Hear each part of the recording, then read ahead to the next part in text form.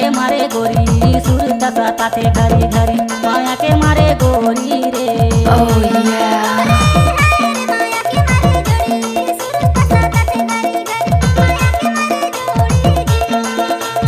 ओहरे हाय रे माया के मारे गोरी सूरत ताते घरी घरी माया के मारे गोरी रे।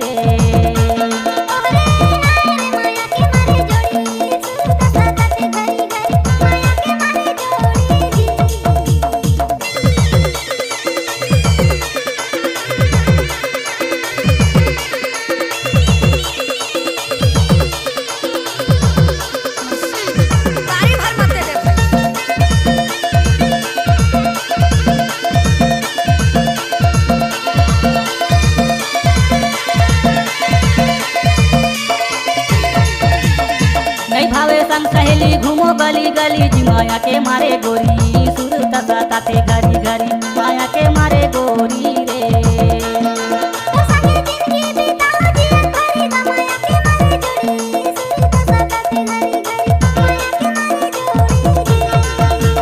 ओहरे हाय जी माया के मारे गोरी सूरत ताते घरी घरी माया के मारे गोरी रे।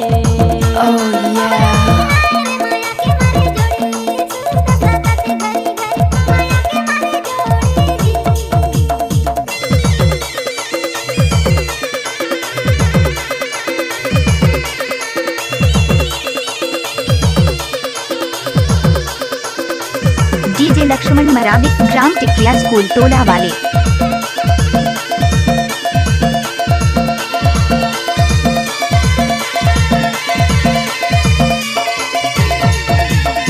तोर बिना खाना पीना जुल्म हो गए भारी जी माया के मारे जोड़ी सूरत ताते घरी घरी माया के मारे गोरी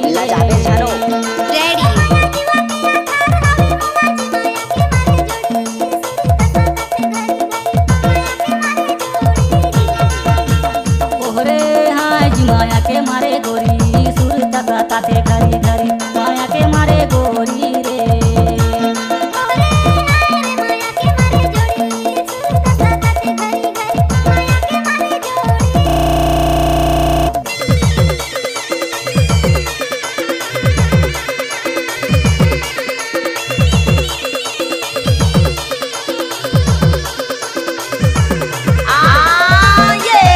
DJ Laxman Maravi, mobile number 8815873494।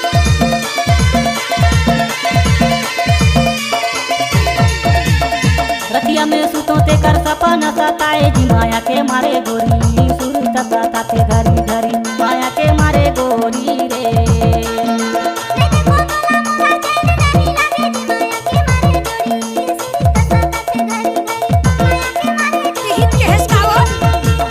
ओहरे हाय जी माया के मारे गोरी सूरत ताते घरी घरी माया के मारे गोरी रे।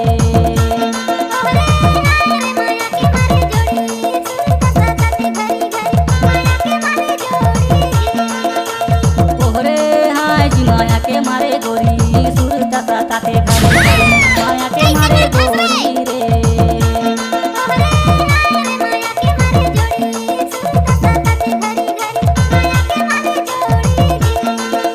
माया के मारे गोरी सूरत ताते घरी घरी माया के मारे गोरी रे।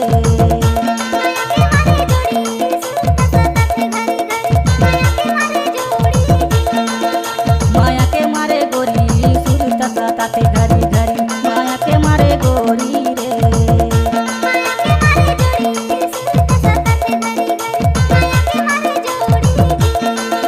माया के मारे गोरी रे माया के मारे गोरी रे। DJ Laxman Maravi, DJ Laxman Maravi, DJ Laxman Maravi, DJ Laxman Maravi.